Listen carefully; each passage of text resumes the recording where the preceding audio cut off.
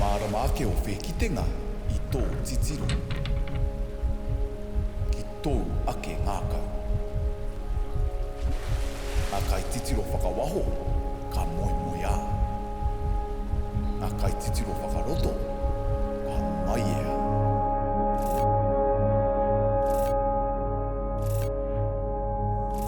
From the plastic of a toothbrush to the polycarbon in your phone, you will dispose of all your possessions one day. The only thing you will own forever is your name. During the abolition of slavery, my ancestors were given the name of their slave owners, a reminder to the definition of ownership and its longevity. A mark that was made skin deep, a brand that identifies the claim of ownership, a barcode, if you will, permanently tattooed onto the back of your necks. My name is Kii Winston Small, go by Kii Winston, and I'm a youth changemaker. So I'm in Wellington, but I hail from Kaitaia. I was born in Bermuda, and I went to school there and everything. I definitely rep Barbados. All my family's from there. In 2010, my parents moved to New Zealand for me. They took the leap just to make sure that I had more opportunity over here. When I first arrived, Kaitaia was cold. It was mad cold. We were told that it was the warmest spot in New Zealand, and I was like, yo, they were lying. For a number of reasons, I felt isolated. It's not the same sort of food, it's not the same weather. You know, seeing one black person every 50 miles, it sounds silly, but it's a change of home.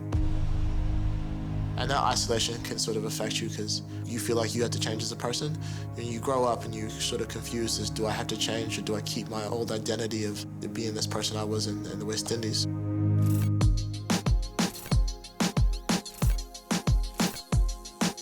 I always followed the political environment in Bermuda. So that's when I was first interested in politics. I applied to be a Northern Youth MP in 2015, and in 2016 I learned that I got it. I quickly realized that I'd be working with the Right Honourable Winston Peters. Only 120 young people every 3 years get the opportunity to work with their MP. What I learned from that experience was no matter what you say, no matter what you do, if it appears this way, that's what people are going to believe, and you have to kind of roll with that.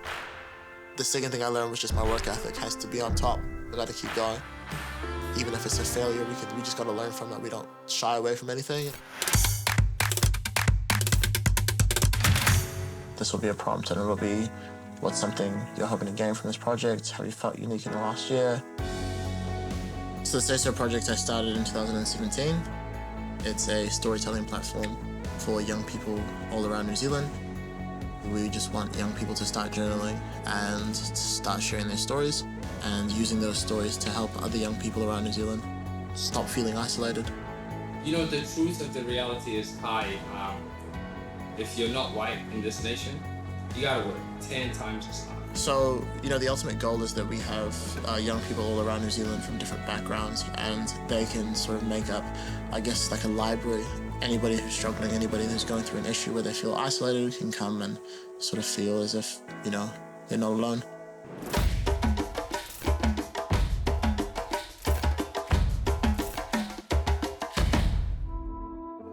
The reason I chose Wellington was just I wanted to study politics. I wanted to get to know, I guess, the New Zealand system a little bit better.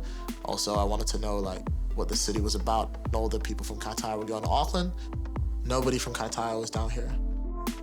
It wasn't too long after first year where I ended up in the youth parliament and then banquet hall and things like that. So I realized that my long-term goal wasn't as hard as I really realized. So yeah, but still maintaining the same work ethic, still the same drive to get to where I needed to be. And you know, there's always new goals every year. And we're doing like a tomato and potato and cauliflower situation. Sweet. So today, just hanging out with some friends, just hanging out with the homies, really. Ikta invited us over to make some food, and she always makes way too much for whoever she's got coming over, so me and Callum pop by and help with making the curries, and yeah, just having a good time, really. I love cooking because it's like my creative outlet sort of thing. And then Riley and Anderson can make some bread for us. Oh, yeah. I love cooking with my friends. They can all cook, and they're all got really good taste in food and cultures. You know, there's always groups of friends that have their own creative outlet, whether it be music, whether it be sports. But like in my circle, everybody loves to cook, everybody loves to eat. We always eat too much, so yeah, just love cooking with friends because they all respect the dishes and respect the food.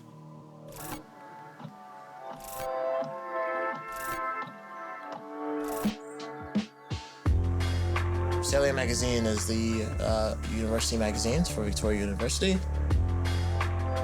I started working for them in 2018, but in 2019 I started working for them as the editor-in-chief. Well, I started writing My Name Is My Name about my identity crisis, as well as finding out what my name actually meant, and my lineage and my family history. The article really focuses around the metaphor of the barcode of, I guess, supermarket items, and sort of treating every single human as having a barcode. Every single barcode is different, and the best thing about the barcode is it makes us unique, but also the worst thing about the barcode is your barcode actually yours. In Barbados, there was slavery plantations, mostly for sugarcane. On those plantations, many slaves worked, and when slavery was abolished, the slaves picked up the names of their slave masters. So their last names were never their last names, and it's really hard to trace back. Having no identity to subscribe to grants me the feeling of freedom when I wake up in the morning. The surname I carry is fabricated. It means nothing, yet everything to me. The name is absent, but the numbers matter. My purpose in life is to buy back my barcode, the black and white lines, make it my own name, to create value and reputation for my last name, to make myself my only position. A lot of times with like digital social media marketing, you kind of have to make the push and make sure it's kind of interesting enough that people catch on to it. But it just caught on, and people were sharing it all over their stories and kind of going like the sentiment behind this is so pure and so driven to kind of answer some questions that it just blew up naturally, and I could kind of repost everyone else's stories. It was quite an easy week to be a social media manager. It was going off on Instagram, like people were sharing it. People were like going off on Twitter. They were like, oh, this is amazing. Like, this is perfect journalism. So many lovely things.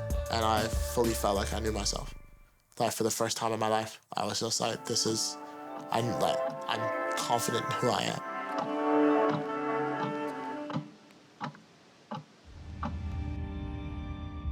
Kua kore e rereke ia tātou. Me nā kaore e tau te katia. Supporting local content so you can see more of New Zealand on air.